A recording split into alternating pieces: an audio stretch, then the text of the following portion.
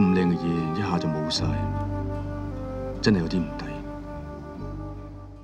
오우삼 감독의 영웅본색에서 주윤발이 내뱉는 대사의 한 부분입니다. 이 대사는 당시 82년부터 시작된 홍콩의 중국 반환을 의식하고 쓰인 것이라는 의견이 지배적입니다. 이외에도 80년대 이후 홍콩 영화의 황금기에 제작된 대부분의 영화들은 홍콩의 중국 반환에 대한 불안을 드러내고 있죠. 이는 식민지이며 동시에 개척지라는 홍콩이라는 공간의 이중적 특성에서 기인합니다. 영국으로 대변된 서구 열강은 홍콩을 식민 통치하여 자신들의 문화를 그곳에 도입했지만 홍콩은 완전히 서구화되지도 그렇다고 동양으로 남지도 않은 채로 나름의 서양적이지도 동양적이지도 않은 홍콩적인 문화를 창조해냈습니다. 거기에 세계 각지에서 들어오는 이주 노동자들의 물결까지 더해지자 홍콩은 완전히 아시아와 비아시아의 경계선 어딘가에 있는 중립적 공간이 되었죠. 현재까지 홍콩의 중국 반환에 반대하는 홍콩 시민들과 예술가들의 움직임은 다른 게 아니라 이렇게 형성된 홍콩적 특성을 중국 문화의 물결 속에서 잃고 싶지 않다는 불안일 따름입니다. 마지막으로 보냈던 홍콩에서의 밤을 기억하며 인사드립니다. 백년의 영화 김노엘입니다.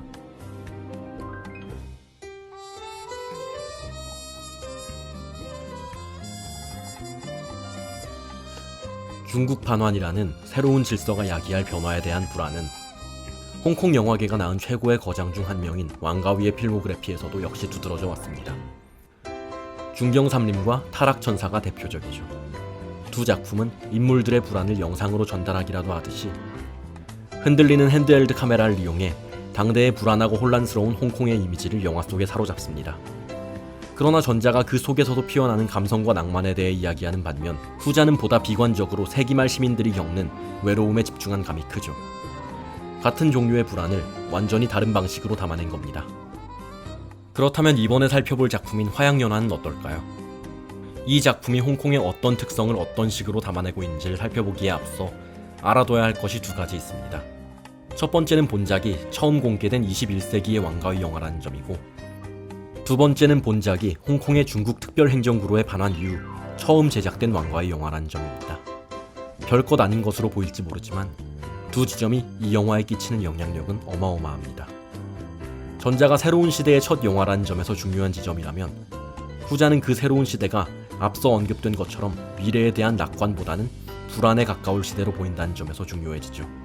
실제로 이 두 지점은 작중에서 유효하게 작용해서 영화 내에는 당대 홍콩의 상황과 미래에 대한 불안이라는 측면에서의 수많은 은유가 담겨 있습니다.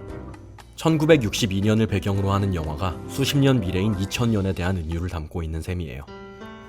그러니 이런 점에서 보건대 이 영화를 단순히 두 남녀의 아련한 사랑 이야기를 넘어선 홍콩의 찬란했던 시절의 끝, 그리고 다가올 중국 치하 홍콩에 대한 불안이라는 측면에서 독해한다고 해도 큰 무리는 없어 보입니다. 영화가 시작된 지점에서 검은 화면 위로 떠오르는 문장을 살펴봅시다. 난처한 순간이다. 여자는 고개를 숙인 채 남자에게 기회를 주지만 남자는 다가설 용기가 없고 여자는 뒤돌아선다. 두 사람의 관계가 일시적인 것이며 그들이 서로 사랑함에도 불구하고 서로 헤어지고 말 것임을 암시하는 것으로 극은 시작됩니다. 이런 방식으로 영화를 시작하는 것은 일순간의 찬란이라는 화양연화라는 제목에 걸맞으면서 동시에 이미 지나간 시대를 되돌릴 수는 없다는 약간의 비관이 뒤섞인 것이라 볼 수 있습니다. 또한 두 사람을 홍콩이라는 공간으로 의인화한다면 이는 끝내 지나가버린 홍콩의 찬란했던 20세기를 은유한다고도 볼 수 있겠습니다. 주인공 두 사람의 캐릭터성에서도 특이점을 찾을 수 있습니다. 차우와 첸 부인, 두 사람은 서로의 아내와 남편이 외도를 하고 있다는 사실을 깨닫고 그로 인한 충격과 외로움에 서로 의지하게 되는 인물들로 그려지는데요. 그들은 서로의 배우자에게 외도라는 상처를 받았다는 점에서 피해자이지만 끝끝내 서로를 사랑하게 된다는 점에서 피해자이기만 한 것은 아닙니다. 우린 그들과 다르니까요 라는 말로 부정해보려 하지만 끝내 그들 역시 그 순간 이토록 애틋했을 것임을 깨닫는 순간 차우와 첸은 느껴버리고 맙니다. 이제 이 관계에는 온전한 가해자도 피해자도 없다는 것을 말이에요. 아이러니하게도 이러한 이들의 캐릭터성은 식민지이면서 동시에 개척지이고 영국의 지배를 받았지만 그로 인해 사회, 경제, 문화적으로 성숙해진 홍콩이라는 공간을 닮았습니다. 이런 은유로 보았을 때 차우와 첸 부인이 언젠가 맞닥뜨릴지 모를 그들의 외도 행각을 연기하고 혹시 모를 이별 연습까지 해본다는 점은 시사하는 바가 큽니다. 지난 긴 세월 동안 지난하게도 이루어져 왔던 홍콩 반환에 대한 협상을 연상케 하기 때문이죠. 차우와 첸 부인이 서로의 상실감을 달래기 위해 사랑에 빠지며 만남의 공간이 된 곳이 작가로 전향한 차우의 작업실이라는 점 역시 의미심장합니다. 서로의 상처로 인해 발생한 사랑이 오히려 새로운 상조를 가능케 했다는 의미를 지니게 된 탓입니다. 이는 식민 지배와 개척의 과정에서 발생한 홍콩 고유의 문화를 상징하는 듯합니다. 그러나 이러한 만남 역시 아주 짧은 시간 지속될 수밖에 없었고, 차우는 첸 부인이 남편을 떠날 생각이 없다는 것을 깨닫고 홀로 싱가포르로 떠나기로 마음먹습니다.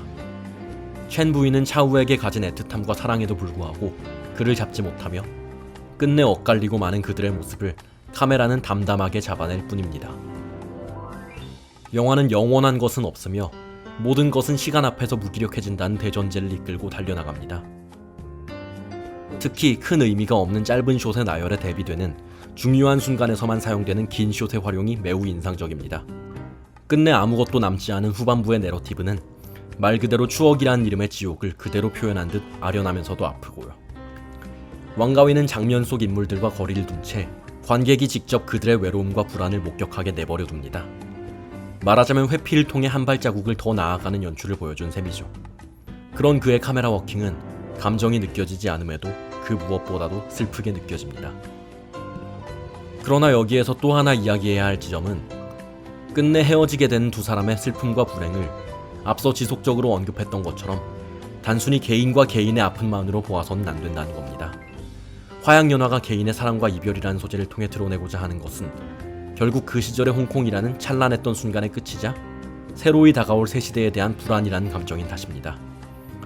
영화의 후반부 연주되는 동명의 곡인 화양연화에 나의 조국이여라는 가사가 나오는 것 역시 이를 함축합니다. 또한 그것을 단적으로 드러낸 것은 결말부 등장하는 세 군데의 장소, 63년의 싱가포르와 66년의 홍콩, 역시 66년의 캄보디아입니다. 이들의 시공간적 배경이 왜 중요한지에 대해 하나씩 살펴보도록 합시다. 우선 63년 싱가포르부터요. 2차 대전 당시 일본군의 식민지였던 싱가포르는 59년 자치령으로서의 지위를 얻은 후 63년 영국에서 독립한 말레이시아 연방과 합병합니다. 그러나 이 합병은 이미 너무나도 달라진 싱가포르와 말레이시아의 정치, 문화적 성향을 전혀 고려하지 않은 것이었습니다.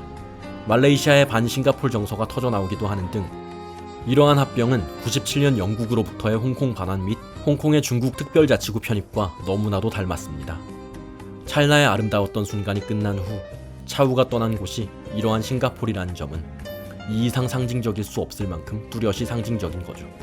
다음으로 66년 홍콩을 봅시다. 1966년은 이른바 중국 문화 대혁명의 불길이 피어오르기 시작한 시절로 홍콩 내에서도 이런 홍위병들의 사상에 영향을 받은 이들이 활개를 치며 사회문화적 불안이 꽃피던 시절이었습니다. 바로 그 즈음 홍콩으로 돌아온 차우와 첸 부인은 각각 자신들이 예전에 살던 집으로 돌아가 과거의 흔적을 찾지만 그때 그 시절을 기억하게 해준 요소들은 점차 옅게 흩어지고 있을 따름입니다. 그 시절은 지나갔고 그때의 모든 것이 전부 사라졌다 라는 자막이 표시될 즈음이면 우린 더 이상 우리가 알고 있던 화양연화의 시절은 온전히 끝이 났음을 깨닫게 됩니다. 그리고 이는 놀랍게도 중국 치하에서의 21세기를 맞이한 홍콩 시민들이 느낄 감정과 너무나도 닮았습니다. 마지막인 66년 캄보디아. 이곳 앙코르왓의 어느 유적에서 차우는 파인 벽면의 틈으로 자신의 찬란했던 시절을 말하고 흙으로 묻어냅니다. 그렇게 그 시절은 우리의 그리움이라는 공간 외에서는 찾을 수 없는 것으로 영원히 지나버립니다. 여기에서 중요한 점은 캄보디아와 앙코르왓이라는 공간이 홍콩과 비슷한 식민 지배를 받았던 공간이라는 점입니다. 프랑스의 드골 장군이 캄보디아를 방문한 장면이 푸티지로 중요하게 그려진 것 역시 같은 맥락입니다. 이처럼 왕가위는 세 군데의 시간과 장소에서의 에피소드를 통해 찬란했던 시절의 끝과 다가올 미지와도 같은 새로운 시대를 차우와 첸 부인이라는 두 사람의 사랑 이야기 속에 완연히 녹여냅니다. 이 영화의 백미가 다른 부분도 아닌 그게 결말에 있는 이유이죠. 지나간 시절은 먼지 쌓인 유리창처럼 볼 수는 있지만 만질 수는 없기에 그는 그 시절을 그리워한다. 유리창을 깰 수 있다면 그때로 돌아갈지 몰라도. 영화를 그대로 함축하고 있는 마지막 이 자막을 통해 왕가위는 그리움으로 만들어진 화양연화와도 같은 시절을 역설합니다. 그러나 시대는 변했고 우린 새로운 시공간에서 새로운 삶을 살아가야 합니다. 왕가위는 중국으로 반환된 홍콩과도 같은 이 시절을 대단히 쓸쓸하게 묘사합니다. 마치 적응하지 못한 시대에 대한 불안을 품기라도 한 듯이 말이에요. 그러나 우리 모두는 옛것을 친숙해하고 새것을 두려워하는 경향이 있습니다. 그렇기에 어쩌면 왕가위는 21세기를 두려워하며 표류하고 있을 수많은 사람들을 위해 이 영화를 선물한 것일지도 모르겠습니다. 오늘도 시청해주셔서 감사합니다. 백년의 영화 김노엘이었습니다.